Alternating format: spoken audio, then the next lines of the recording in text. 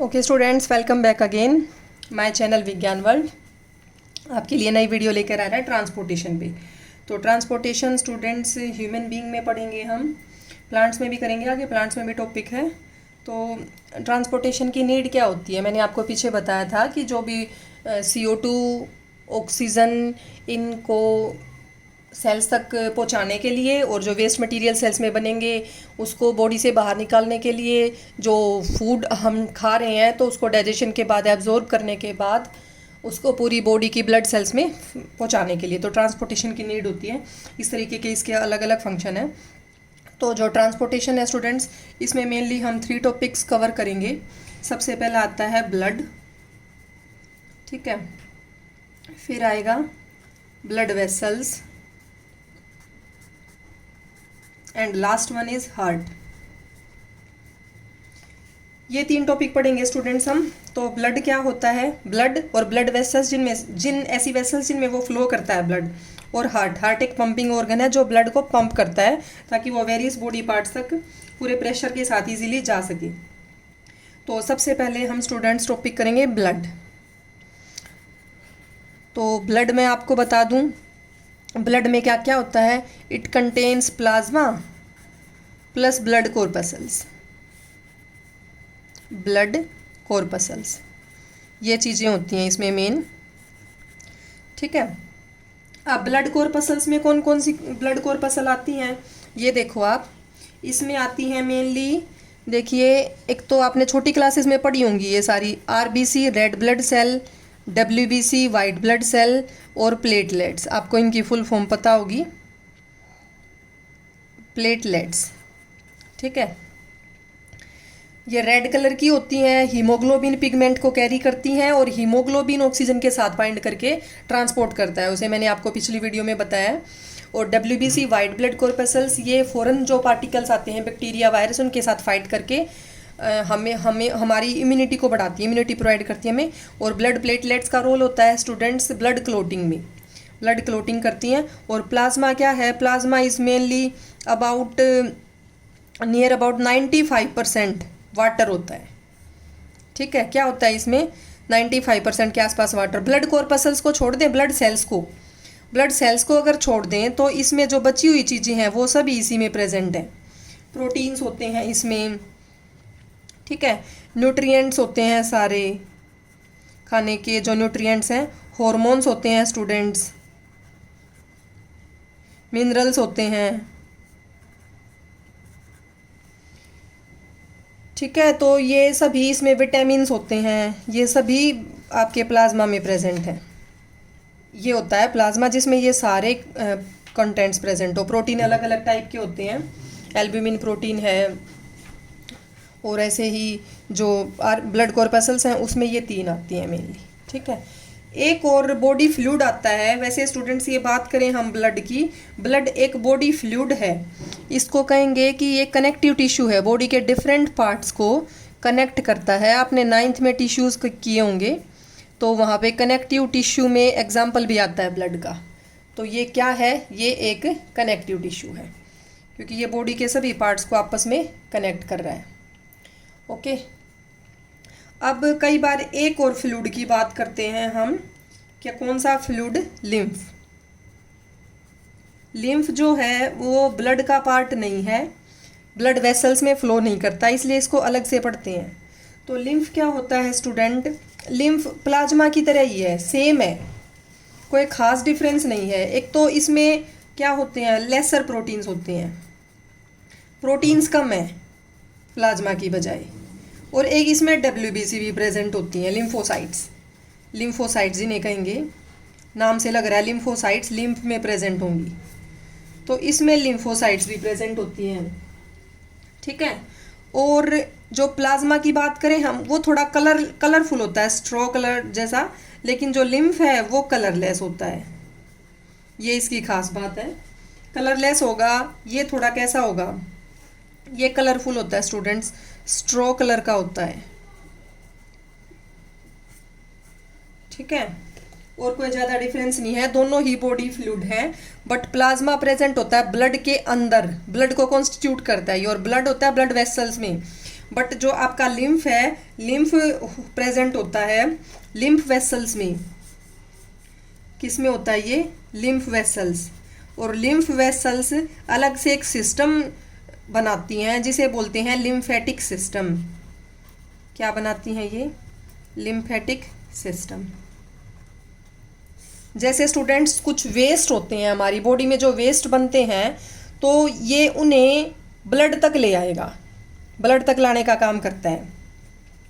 Fat को transport करता है, जैसे डाइजेस्टिव सिस्टम में जो फैट बना है उसको ट्रांसपोर्ट करेगा लिम्फ, ठीक है। और वेस्ट को ट्रांसपोर्ट करता है ये। अलग से सिस्टम होता है इसका, लिम्फेटिक सिस्टम। अलग से वेसल्स होती हैं लिम्फ वेसल्स, उनमें ये प्रेजेंट होता है। और सारी की सारी लिम्फ वेसल्स फाइनली कहाँ खुलती हैं? ये खुलती हैं वेन्स में। कहाँ खुलती हैं स्टूडेंट्स? वेन्स में, ओपन इनटू वेन्स। बाद में मतलब ये सिस्टम उसमें जुड़ जाता है, ब्लड वाले सिस्टम, ठीक है। वेन्स में ये खुलती है।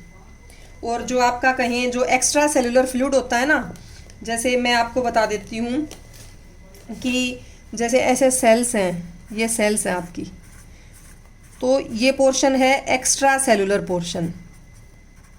एक्स्ट्रा सेलुलर पोर्शन, इस एक्स्ट्रा सेलुलर पोर्शन में फ्लूइड होता है ECF, एक्स्ट्रा सेलुलर फ्लूइड बोलते हैं, एक्स्ट्रा सेलुलर फ्लूइड। तो ये जो एक्स्ट्रा सेलुलर फ्लूइड है ये लिम्फी होता है। कौन सा होता है ये? लिम्फी कॉन्स्टिट्यूट करता है इसको, एक्स्ट्रा सेलुलर फ्लूइड को। ओके, तो ये हो गया आपका लिम्फ हो गया। प्लाज्मा मैंने बता दिया। अब आपने देखो कोरोना पे सुना होगा कि प्लाज्मा थेरेपी चल रही है। जो पेशेंट रिकवर कर चुके हैं कोरोना वायरस से, वो अपना प्लाज्मा डोनेट करते हैं और वो प्लाज्मा हेल्दी पेशेंट्स में इंट्रोड्यूस किया जाता है, या उन पेशेंट में जो कोरोना से अफेक्टेड हैं, ताकि वो जल्दी रिकवर कर सकें। तो स्टूडेंट ऐसा क्यों है? क्योंकि जो पेशेंट जिनको कोरोना हो चुका है और हो के ठीक हो चुका है, तो उनमें कोरोना के अगेंस्ट एंटीबॉडीज़ बन गई होती हैं, तो वो एंटीबॉडीज़ प्रेजेंट होती हैं आपके प्लाज्मा में। तो इसलिए वो प्लाज्मा को डोनेट करते हैं ताकि वो दूसरे पेशेंट में चढ़ाया जा सके और उनकी भी कोरोना से रिकवरी जल्दी हो जाए। तो वो प्लाज्मा थेरेपी यहीं से होती है, ठीक है। ब्लड में से कॉर्पसल्स निकाल दी, सारी सेल्स निकाल दी है 3 टाइप की, तो जो बच गया वो प्लाज्मा है। लिम्फ जो है वो, ये तो हो गया ब्लड, एक नॉर्मल कनेक्टिव टिश्यू, ये एक्स्ट्रा होता है, अलग से इसकी वेसल्स होती हैं, अलग से सिस्टम चलता है। ये इम्यूनिटी प्रोवाइड करता है क्योंकि इसमें लिम्फोसाइट्स भी होती हैं। तो आई थिंक आपको ये समझ आ गए होंगे तीनों के तीनों। अब बात करें हम सेल्स की, तो जो आपकी RBC है आपको अच्छे से पता होगा, रेड ब्लड सेल कैसी होती है? Red blood cell.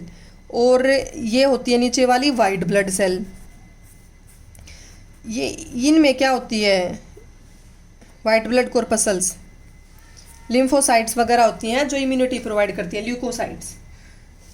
ये हो गया आपका प्लाज्मा, ब्लड कॉर्पसल्स, ये हमारा टॉपिक कंप्लीट हो गया। प्लेटलेट्स का आप जरूर ध्यान रख लो अलग से कि प्लेटलेट्स का क्या रोल होता है। प्लेटलेट स्टूडेंट्स ब्लड क्लोटिंग करती हैं। आपने देखा होगा कभी कभी कोई ब्लड वेसल लीक होगी, चोट लगी, इंजर्ड हो गए हम, तो ब्लड बाहर, चोट से बाहर फैलता रहता है। तो एक टाइम के बाद आपने देखा होगा कि वो जम जाता है और एक हार्ड कलर की कोटिंग सी बन जाती है, क्लोट सा बन जाता है, जिसे बोलते हैं ब्लड क्लोट्स। अब ऐसा क्यों? क्योंकि ये प्लेटलेट्स उस हमारे ब्लड में प्रेजेंट हैं। ये जैसे ही एयर के कांटेक्ट में आएंगी तो वो प्रोटीन सिक्रिएशन स्टार्ट हो जाएगा। प्रोटीन्स होते हैं एक टाइप के, जिन्हें बोलते हैं क्लोटिंग प्रोटीन्स। क्या बोलेंगे? Clotting proteins. क्लोटिंग होता है स्टूडेंट्स जमना, खून का जमना। तो वो क्लोटिंग प्रोटीन्स हेल्प करते हैं कोगुलेशन में। ये जो क्लोटिंग है इसी को कोगुलेशन भी बोलते हैं। आप कंफ्यूज नहीं होना, ब्लड क्लोटिंग या ब्लड कोगुलेशन एक ही बात है।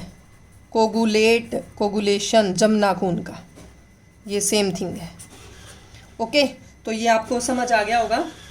उसके बाद एक छोटा सा टॉपिक और है ब्लड वेसल्स, फिर हम चलेंगे हार्ट पे। हमारा ब्लड हो गया है, अब आते हैं हम ब्लड वेसल्स पे। तो ब्लड वेसल्स पे आते हैं, तो ब्लड वेसल्स की बात करें, 3 टाइप की ब्लड वेसल्स होती हैं हमारे पास। कितने टाइप की ब्लड वेसल्स हैं?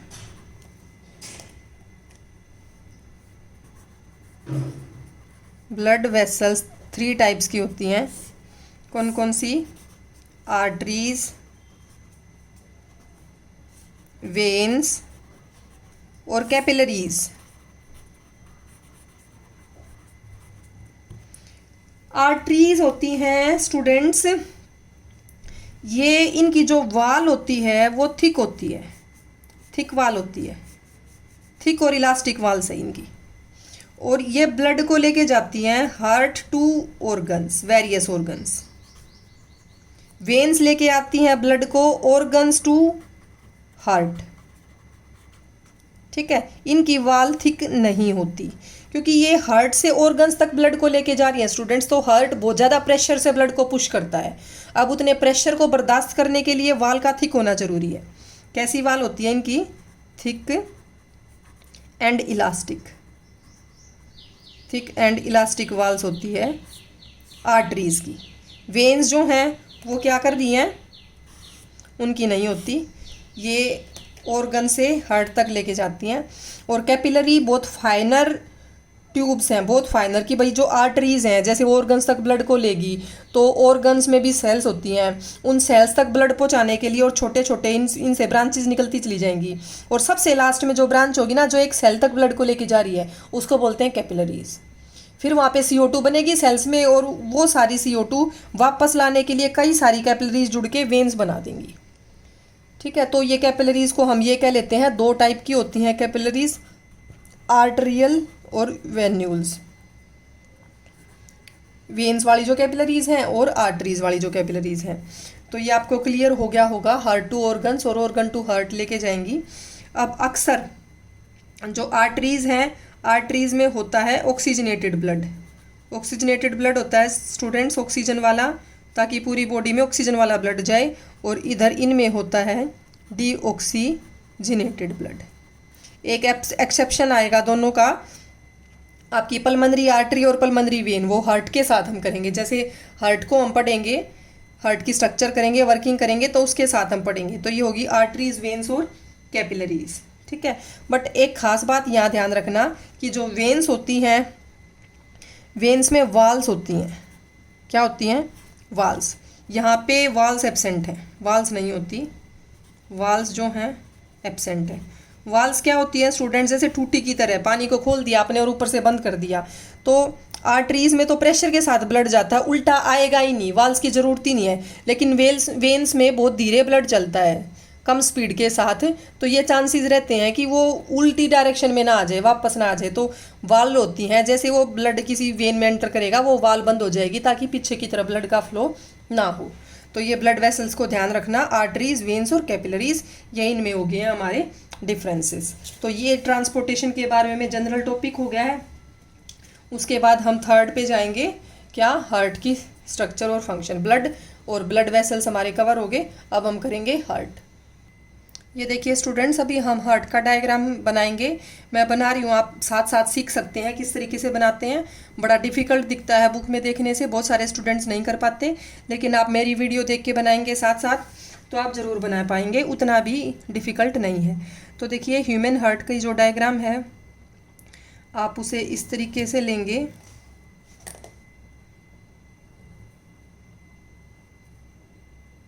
ये हम बना रहे हैं स्टूडेंट्स एट्रियम, ओरिकल्स भी बोलते हैं जिन्हें, और ये नीचे का पोर्शन हो गया वेंट्रिकल्स। क्या हो गया? वेंट्रिकल्स।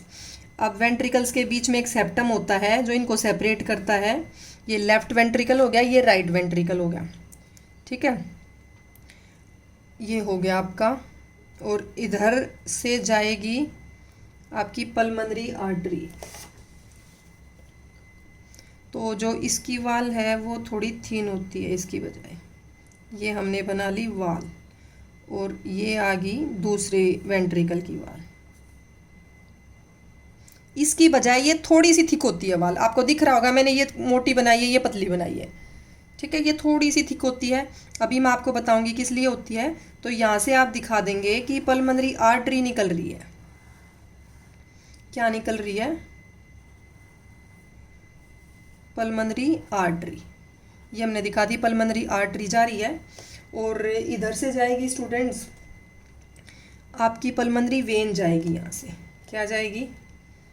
पल्मनरी वेन, ये सॉरी ओर्टिक आर्च, ये ओर्टिक आर्च इसके पीछे से और ऐसे ऐसे ऐसे ऐसे आएगी,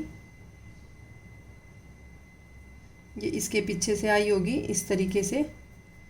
ठीक है, यहाँ पे भी पीछे से हम दिखा रहे हैं।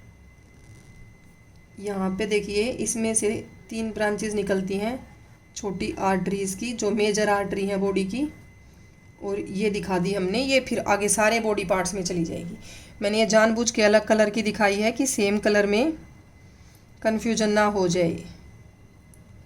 ठीक है, ये आप समझ गए होंगे। ऐसे इसके पीछे से निकल रही है, ये वाल्व है। ठीक है, यहाँ पे भी ये क्या है, वाल्व है। तो ये देखिए स्टूडेंट्स, आप यहाँ पे जो है एक तो वाल्व होती हैं दोनों तरफ, ट्राइकस्पिड और बाइकस्पिड वाल्व होती हैं।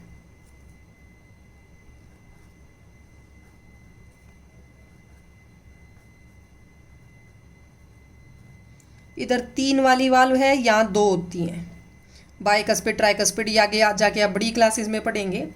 उसके बाद ये तो मैंने दिखा दी ओर्टिक आर्च। तो ऐसे ही दोनों तरफ से वेन्स आती हैं, इधर से भी आ गई ये लंग से, और इधर से भी आ गई। उससे पहले हम आपको दिखा देते हैं वीना केवा। बड़ी वीना केवा होती है, आई थिंक ये आपको अच्छे से विजिबल होगा। ठीक है, ये काफ़ी बड़ी वीना केवा होती है। फिर इधर साइड से 2 दिखा दी हमने, और 2 यहाँ से दिखाएंगे। ये हैं आपकी पल्मनरी वेन्स। ठीक है, ये पल्मनरी वेन्स, ये इधर वाली भी और इधर वाली भी, ये चारों की चारों पल्मनरी वेन यहाँ ओपन हो जाएंगी। ये चारों की ओपनिंग दिखा दी, ये 2 इनकी और ये इनकी, ये ओपनिंग दिखा दी हमने। और जो ये वाली आपकी वीना केवा है, ये ऊपर वाली नीचे वाली दोनों मिलके ये यहाँ पे खुल जाती हैं। इनमें वाल होती हैं, वीना केवा है, वेन्स हैं। तो इनमें हम इस तरीके से आदि दिखाएंगे इनको बंद, ताकि वाल्स को समझ सकें। ओके, ये आपको समझ आ गया होगा। उसके बाद जो ये वाल होती हैं यहाँ ट्राइकस्पिड बाइकस्पिड, इनसे ऐसे थ्रेड से लटके होते हैं। बल्कि उससे पहले आप पेपिलरी मसल्स बनाएंगे। क्या बनाएंगे आप पेपिलरी मसल्स बना लीजिए इस पे, इस तरीके से ऐसे है ना। ये होती हैं आपके माउंटेन टाइप, माउंटेन सी बनी होती हैं, ऐसे पेपिलरी मसल्स होती हैं। और ये मसल्स फिर ऊपर से थ्रेड से निकलते हैं इन वाल से, और इनसे जुड़ी होती हैं ये ऐसे। ये थ्रेड से दिखाएंगे हम, उनसे कनेक्टेड है। तो ये हो गया स्टूडेंट्स हमारा हार्ट का डायग्राम। अब हार्ट के डायग्राम में हमें क्या करनी है, हमें करनी है लेबलिंग। लेबलिंग को आप ध्यान रखना है। मैं सारी लेबलिंग कर देती हूँ, आप देख लीजिए। डीप में नहीं जाती, थोड़ा आपके लेवल के अकॉर्डिंग ही करेंगे। ये दोनों हैं एट्रियम। क्या है ये, लेफ्ट एट्रियम। मैंने आपको बताया था लेफ्ट पार्ट कौन सा होगा। ये दोनों हैं left pulmonary veins, left pulmonary veins. ये है स्टूडेंट्स लेफ्ट वेंट्रिकल। इधर वाला जो है ये है राइट वेंट्रिकल, राइट वेंट्रिकल। और दोनों के बीच में जो ये स्पेस है इसको बोलते हैं सेप्टम, इंटरवेंट्रिकुलर सेप्टम। कि दोनों वेंट्रिकल के बीच में है इसलिए इंटर वर्ड ले लिया, इंटरवेंट्रिकुलर सेप्टम। आपको ये समझ आ गया होगा। ये है वीना केवा। क्या है स्टूडेंट्स ये, वीना केवा। ठीक है, ऊपर वाली को सुपीरियर बोलते हैं, नीचे वाली को इन्फीरियर बोलते हैं। अब ये वाली हम बात करें, ये पूरी जो आर्च है इसको बोलते हैं ओर्टा या ओर्टिक आर्च।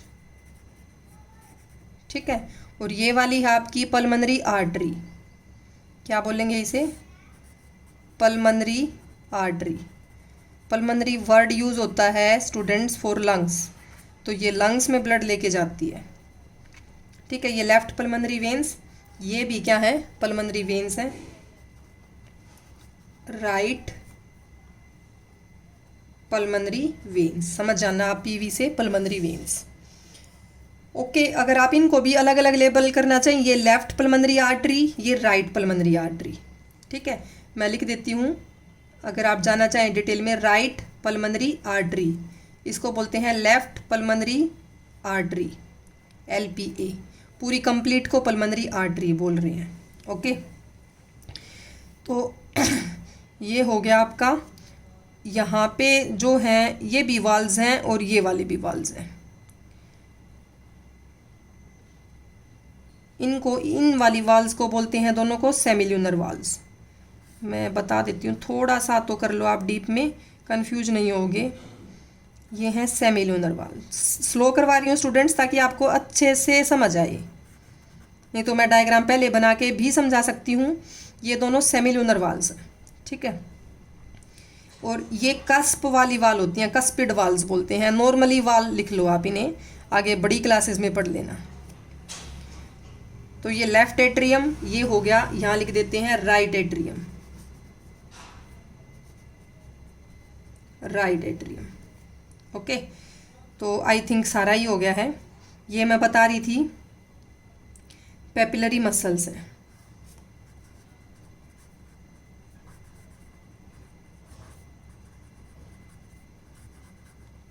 क्या हो गया हमारा, ये हार्ट का डायग्राम हो गया है। तो इसमें हम नीचे लिख देते हैं internal structure of human heart. Internal structure है स्टूडेंट्स, ये तो आपको दिख ही रही होगी। Internal structure of human heart. मैं कोशिश करती हूँ इस तरीके से पढ़ाने की आपको बिल्कुल क्लास वाली फीलिंग आए। लॉकडाउन में ये ज़्यादा ना फील हो कि हम फ़ोन से, मोबाइल से पढ़ रहे हैं, इस वजह से मैं साथ साथ डायग्राम बना रही हूँ। तो स्टूडेंट्स ये हमारा कवर हो गया है हार्ट की स्ट्रक्चर। इस तरीके से हम बनाएंगे। मैं एक बार आपको एक्सप्लेन कर देती हूँ थोड़ा सा इसे। देखिए, ये दो ओरिकल्स हैं, ये लेफ्ट वाला, ये राइट वाला। ये दो वेंट्रिकल्स हैं, ये लेफ्ट वाला वेंट्रिकल, ये राइट वाला वेंट्रिकल, ठीक है। एट्रियम की वाल थिन होती है, पतली होती है, क्योंकि इन्हें पुश करके ब्लड सिर्फ वेंट्रिकल्स तक पहुंचाना होता है, जो बिल्कुल इनके पास में है। और वेंट्रिकल्स की वाल मैंने बताई आपको थोड़ी सी कैसी होती है। ये वेंट्रिकल्स की वाल ये होती है स्टूडेंट्स, आप इसको कलर कर सकते हैं इस तरीके से। Students look at the diagram. देखिए, मैंने आपको बता दिया एट्रियम और वेंट्रिकल्स। इस तरीके से मैंने इनको, आप डार्क भी कर सकते हैं, मैंने पूरा डार्क कर दिया है।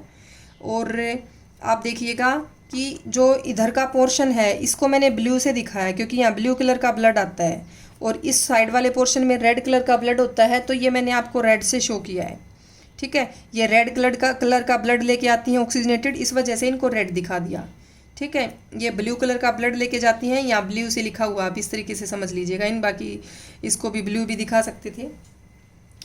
तो आप देखो, ये दोनों एट्रियम हो गए, दोनों वेंट्रिकल्स हो गए। बीच को सेपरेट करने वाला वेंट्रिकल्स को इंटरवेंट्रिकुलर सेप्टम हो गया। ये जो माउंटेन टाइप की जो मसल्स दिख रही हैं ग्रीन कलर की, ये पेपिलरी मसल्स हैं।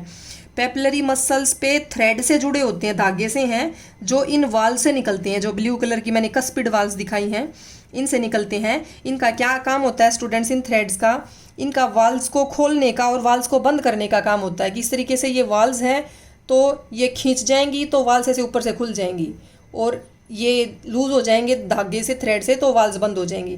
तो ये इनको पकड़ के रखती हैं वाल्स को, ओपन करने का, जैसे ऐसे ओपन हो जाएंगी या क्लोज हो जाएंगी, इस तरीके से खोलने और बंद करने का काम होता है इन थ्रेड्स का, वाल्स को। और ऐसे ये सेमिल्यूनर वाल्स हैं स्टूडेंट्स, जो बैक फ्लो को रोकती हैं कि ओर्टा में से या पल्मोनरी आर्टरी में से वापस ना आ जाए ब्लड, ठीक है। और ये दोनों लंग्स से, राइट पल्मोनरी वेन और लेफ्ट पल्मोनरी वेन, दोनों लंग्स से आती हैं। वीना कैवा ब्लड को लेके आएंगी बॉडी के पार्ट से, ये वेन्स हैं, तो डीऑक्सीजनेटेड ब्लड को लेके आएंगी आपका। एक बात आप ध्यान रखना, डीऑक्सीजनेटेड ब्लड होता है स्टूडेंट्स जिसमें CO2 हो। डीऑक्सीजनेटेड मीन्स जिसमें से ऑक्सीजन निकाल दी गई है, ऑक्सीजन नहीं है। और ऑक्सीजनेटेड ब्लड होता है स्टूडेंट्स ऑक्सीजन वाला। ऑक्सीजन वाला जो ब्लड है वो प्योर मानते हैं, या इम्प्योर ब्लड है वो CO2 वाला होता है, ऐसे भी कह देते हैं। तो जो प्योर ब्लड है उसमें ऑक्सीजन है, इसलिए वो रेड कलर का होता है, ठीक है। और जो जिसमें CO2 है, ऑक्सीजन नहीं है, वो ब्लड होता है ब्लू कलर का। तो आपने देखा होगा कि आपकी ये बॉडी पे इस तरीके से ये दिखाई दे रही हैं, ये सारी ब्लू कलर की वेसल्स हैं। तो ये कौन सी हैं स्टूडेंट्स, ये वेन्स हैं। ये डीऑक्सीजनेटेड ब्लड को कैरी कर रही हैं, ब्लू ग्रीन सी इसी वजह से दिखाई दे रही हैं, आपको विजिबल होगा, ठीक है। देखो दोनों में विजिबल है ये आगे तक। तो ये वेन्स होती हैं। ओके, अब हम पढ़ेंगे कि सर्कुलेशन कैसे होता है इसका ब्लड का। तो सर्कुलेशन के लिए आपको ध्यान रखना होगा, कहीं से भी हम स्टार्ट कर लें। मान लो हम स्टार्ट कर लेते हैं, ये आपका लेफ्ट एट्रियम, लेफ्ट एट्रियम से स्टूडेंट स्टार्ट कर लेते हैं। ये समझना बहुत ज़रूरी है, बिना सर्कुलेशन समझे डायग्राम भी क्लियर नहीं होगा आपको। लेफ्ट एट्रियम में स्टूडेंट्स ब्लड आया है लेफ्ट पल्मोनरी वेन से, लेफ्ट पल्मोनरी वेन से लेफ्ट लंग से लेके आएगी, लंग्स इसके पास में है, पिछले डायग्राम में हमने किया था रेस्पिरेटरी सिस्टम में। तो ये दो आएंगी लेफ्ट लंग से और ये दो आएंगी स्टूडेंट्स राइट लंग से। तो लेफ्ट एट्रियम में कैसा ब्लड आ गया होगा? ऑक्सीजनेटेड ब्लड आ गया होगा। मैं सिर्फ ऑक्सी से लिख रही हूँ, ऑक्सीजनेटेड आप समझ जाइएगा। लेफ्ट एट्रियम से ऑक्सीजनेटेड ब्लड आ गया। जैसे ये वेंट्रिकल ओरिकल्स की वाल उसे पुश करेंगी वेंट्रिकल्स की तरफ, तो ये चला जाएगा स्टूडेंट लेफ्ट वेंट्रिकल में। कहाँ चला जाएगा ऑक्सीजनेटेड ब्लड? लेफ्ट वेंट्रिकल में चला गया। लेफ्ट वेंट्रिकल्स की मसल्स काफ़ी थिक होती हैं, काफ़ी थिक वाल है, तो ये एकदम से बहुत ज़्यादा पावर से इसको पुश करेंगी। कहाँ? ओर्टा में, ओर्टा में पुश कर दिया। ओर्टिक आर्च, ओर्टिक आर्च में पुश कर दिया। ओर्टिक आर्च में बहुत सारी आर्टरीज निकलती हैं छोटी छोटी, ये भी ऑक्सीजनेटेड ब्लड है स्टूडेंट्स। हर एरो के ऊपर हम लिखेंगे ब्लड कैसा है। तो ये सारी बॉडी तक अच्छे वाले ब्लड को, ऑक्सीजन वाले ब्लड को पहुंचा देंगी। ऑक्सीजन वाला ब्लड है ये, ठीक है। अब ऑक्सीजनेटेड एक बार लिख देती हूँ, आप कंफ्यूज ना हो। तो ये पहुंचा दिया इन्होंने पूरी बॉडी तक। ओर्टिक आर्च से जो ऑक्सीजनेटेड ब्लड है वो कहाँ चला गया? कंप्लीट, देखिए कंप्लीट आपकी बॉडी पार्ट्स में चला गया। ऑक्सीजनेटेड जो ब्लड है कहाँ चला गया? कंप्लीट बॉडी पार्ट्स में। अब बॉडी पार्ट्स में ये कैसा हो जाएगा स्टूडेंट्स? ये हो जाएगा डीऑक्सीजनेटेड, डीऑक्सीजनेटेड हो जाएगा। कार्बन डाइऑक्साइड वाला ब्लड हो गया डीऑक्सीजनेटेड, क्योंकि वहाँ रेस्पिरेशन होगा तो वहाँ CO2 निकलेगी। तो डीऑक्सीजनेटेड बॉडी पार्ट्स में हो गया। वहाँ से स्टूडेंट्स लेके आएगी आपकी वेना केवा। क्या लेके आएगी? ये वीना केवा, नीचे वाले पार्ट से और ऊपर वाले बॉडी पार्ट से, हेड वगैरह से, नोज से, माउथ से, ये नीचे की लेग्स वगैरह से, एब्डोमेन से, तो ये नीचे वाले बॉडी पार्ट से वेना केवा, ठीक है। तो वेना केवा कहाँ तक लेके आएगी ब्लड को स्टूडेंट्स? ये है आपका राइट एट्रियम, राइट एट्रियम तक लेके आएगी। राइट एट्रियम, राइट एट्रियम तक। ये जरूर आपको ध्यान रखना है, कैसा ब्लड? डीऑक्सीजनेटेड। हर बार आप लिखेंगे डीऑक्सीजनेटेड ब्लड को लेके आ रही है। अब राइट एट्रियम से ब्लड कहाँ जाएगा? Right ventricle, right ventricle. Right ventricle से ब्लड कहाँ जा रहा है आपका? ये भी डीऑक्सीजनेटेड है। राइट वेंट्रिकल से ब्लड जा रहा है आपकी पल्मोनरी आर्टरी। कहाँ जा रहा है? पल्मोनरी वर्ड यूज़ होता है स्टूडेंट्स लंग्स के लिए, तो ये आर्टरी वहाँ ब्लड को लेके जाएगी। कैसे ब्लड को लेके जा रही है? डीऑक्सीजनेटेड। मैंने आपको बताया था कि आर्टरी हार्ट से ऑर्गन्स तक लेके जाती हैं ब्लड को। देखो ऐसा ही है, यहाँ पे ऑर्गन्स तक लेके जा रही है। लेकिन ये एक एक्सेप्शन है, मैंने आपको बताया था आर्टरीज में ऑक्सीजनेटेड ब्लड होता है, लेकिन इस आर्टरी में डीऑक्सीजनेटेड है। ये गंदे खून को लेके जा रही है लंग्स तक, ताकि वहाँ पे साफ हो सके। लंग्स का काम है खून को साफ करना, ब्लड को प्योरीफाई करना। प्योरीफाई करना मीन्स कैसे प्योरीफिकेशन होता है ब्लड का? कोई मशीन नहीं लगी होती वहाँ पे। लंग्स ही एक मशीन है जो ऑक्सीजन उसमें ऐड कर देंगे और CO2 निकाल लेंगे। CO2 निकालते ही वो प्योरीफाई हो जाएगा। तो पल्मोनरी आर्टरी कहाँ लेके जा रही है उसको, ब्लड को, डीऑक्सीजनेटेड को? लंग्स तक। कौन कौन से लंग्स हैं? लेफ्ट और राइट दोनों तक लेके जा रही हैं डीऑक्सीजनेटेड ब्लड को, ठीक है। तो लंग्स में क्या हो जाएगा स्टूडेंट्स ब्लड का? देखिए आप, लंग्स में हो जाएगा उसका प्यूरिफिकेशन। लंग्स में प्यूरिफिकेशन होगा तो लंग्स से लाने वाली कौन है फिर? ये ऑक्सीजनेटेड बन गया लंग्स में। कैसा बन गया? ऑक्सीजनेटेड। वहाँ से लाने वाली 4 पल्मोनरी आर्टरी हैं, पल्मोनरी वेन है। पल्मोनरी आर्टरी होती हैं 2E नंबर, मैं ब्रैकेट में लिख देती हूँ, एक लेफ्ट और एक राइट, ठीक है। और पल्मोनरी वेन्स होती हैं 4। कितनी होती हैं पल्मोनरी वेन्स? 4 होती हैं स्टूडेंट्स। 2 लेफ्ट से लेके आएंगी और 2 राइट से लेके आएंगी। ऑक्सीजनेटेड ब्लड को लेके आ रही हैं। और पल्मोनरी वेन्स कहाँ ला के छोड़ रही हैं उसे? ये पीछे से आके और यहाँ खुलेंगी, ये भी यहाँ खुलेंगी। ये छोड़ रही हैं लेफ्ट एट्रियम में। कहाँ छोड़ रही हैं? लेफ्ट एट्रियम में। कैसे ब्लड को छोड़ रही हैं? ऑक्सीजनेटेड को अगेन। तो ये हो गया आपका ब्लड का सर्कुलेशन की इस तरीके से ब्लड फ्लो करता है। आप को अच्छे से क्लियर ना हो, वीडियो को दोबारा दोबारा देख सकते हैं। तो ब्लड का जो 2 बार फ्लो होता है, इसी वजह से सर्कुलेशन को बोलते हैं डबल सर्कुलेशन, कि हमारे हार्ट में ब्लड 2 बार आके जाता है। एक बार तो इधर से डीऑक्सीनेटेड ब्लड आया कार्बन डाइऑक्साइड वाला, इस एट्रियम में आया, इससे इसमें आ गया वेंट्रिकल में, और यहाँ से पल्मोनरी आर्टरी से निकल गया, हार्ट से तो चला गया ना स्टूडेंट्स ब्लड, फिर दोबारा लंग्स में जाके दोबारा फिर से आता है, इस पोर्शन में आ गया, इस पोर्शन में आके इसमें आया, फिर इस एओर्टिक आर्च से फिर से हार्ट से निकल गया। तो हार्ट में ब्लड 2 बार आता है और 2 बार हार्ट को लीव करता है। इस वजह से जो ये सर्कुलेशन है, इस सर्कुलेशन को बोलते हैं डबल सर्कुलेशन।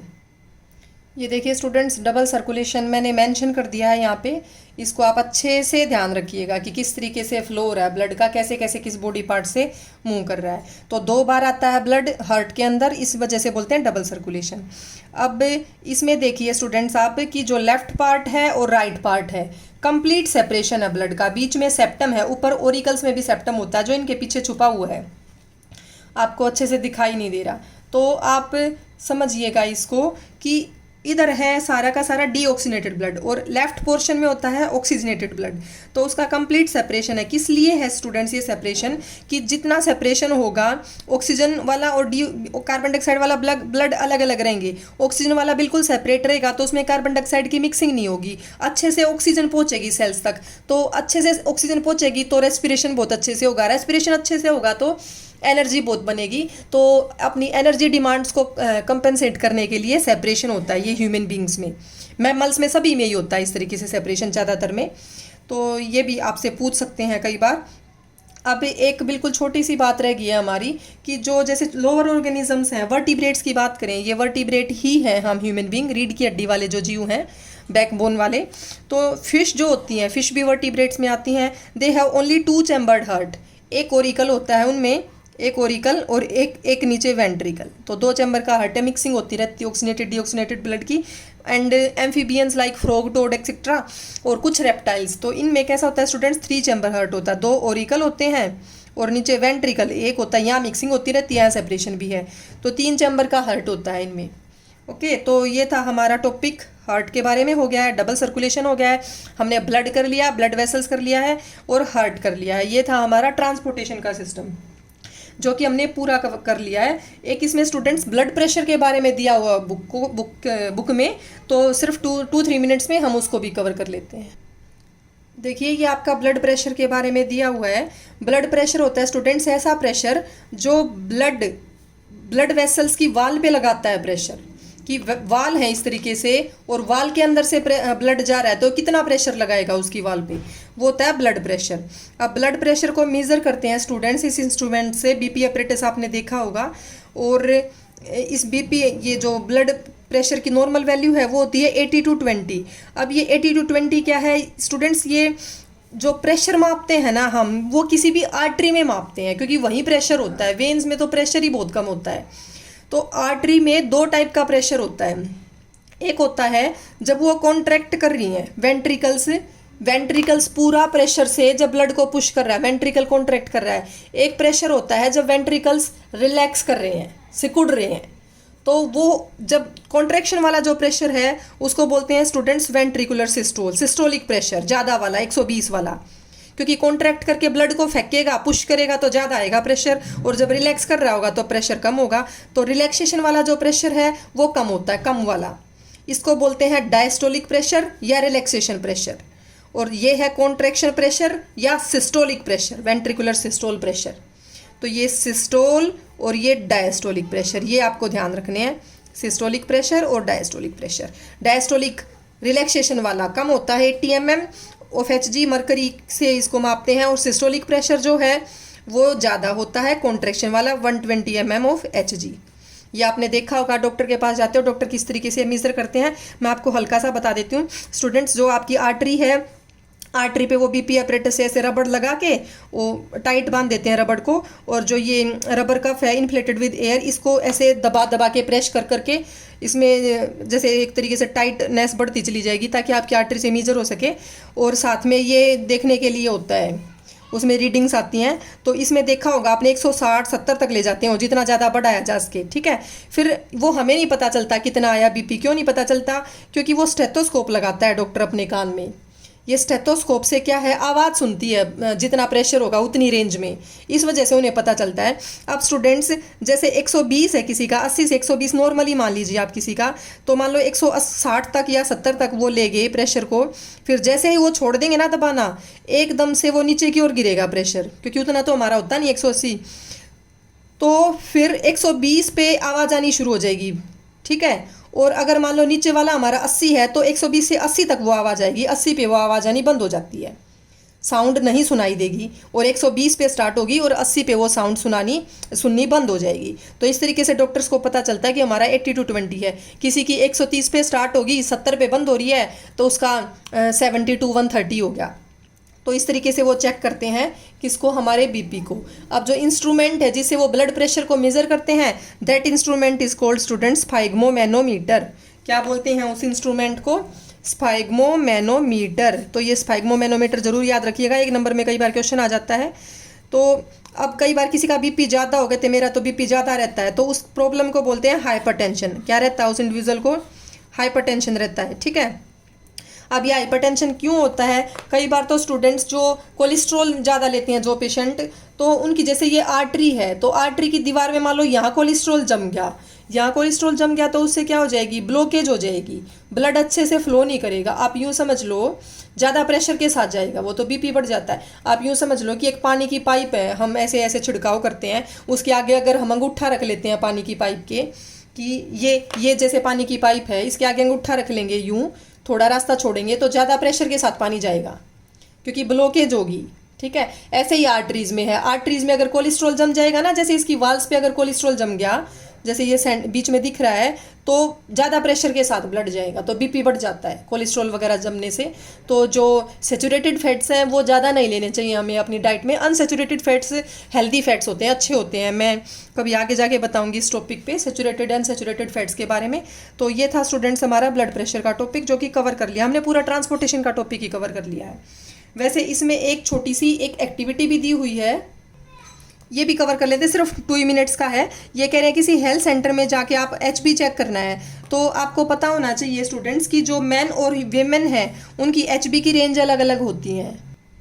इस एक्टिविटी में सिर्फ यही बात करें स्टूडेंट्स की, मैं आपके आसपास हॉस्पिटल्स में या वेटरनरी हॉस्पिटल्स में जाएंगे, कैटल्स वाले में, तो वहाँ पे कितनी कितनी रेंज मिलती है उन एनिमल्स में HB की। तो स्टूडेंट्स मैं आपको बता देती हूँ कि जो HB की रेंज है, तो ये HB मैन में होता है 14 to 17 ग्राम पर डेसीलीटर ऑफ ब्लड, वीमेन में 12 to 15 होता है, नॉर्मल रेंज है ये। और चिल्ड्रन में, छोटे बच्चों में थोड़ा कम भी नॉर्मली माना जाता है, 11 से 16 तक लेंगे हम। और कैटल्स में, बाकी जो जानवर हैं जो गाय भैंस वगैरह, तो उनमें होता है 10 to 16। लेकिन आपको एक ध्यान रखनी होगी, जो इनके काफ हैं, तो जो बछड़े हैं, चिल्ड्रन में नॉर्मल रेंज कम है, लेकिन जो काफ हैं उनमें कैटल से थोड़ा ज़्यादा मिलता है HB। ह्यूमन बींग्स के चिल्ड्रन में नॉर्मल एडल्ट से कम मिलेगा, लेकिन इनके जो बछड़े वगैरह हैं उनमें एडल्ट से ज़्यादा मिलता है। तो ये थी स्टूडेंट्स आपकी एक्टिविटी। तो अगर आपको मेरी वीडियो पसंद आई हो, ह्यूमन हार्ट का डायग्राम अच्छे से समझ आया हो, तो प्लीज़ अपने फ्रेंड्स के साथ, अपने टीचर्स के साथ या किसी और के साथ आप इसे शेयर ज़रूर कीजिएगा। और मेरे चैनल को अगर आप पहली बार देख रहे हैं तो इसे सब्सक्राइब ज़रूर कीजिएगा।